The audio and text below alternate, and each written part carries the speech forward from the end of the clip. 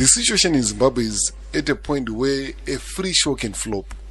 Free show chaiye munhu anotanga ndokwira dhora rangu kuenda uko ndokwira dhora dzoka saka I'm not going because show must start up attractive one. So when it comes to promoters, unless if it's something like a government funded gig, that's where you can pick anybody to come and participate.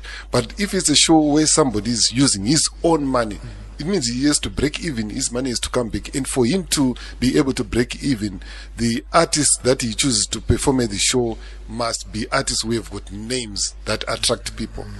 So that one they are panachitsotsi papa. Wow. So it means an artist, you have to be good, you have to do so well that you attract the attention of your promoter. Yeah, because what happens with the music industry or the music fans, they don't care about how many years you've been in the industry. They don't care. They don't care. As usual, solidarity.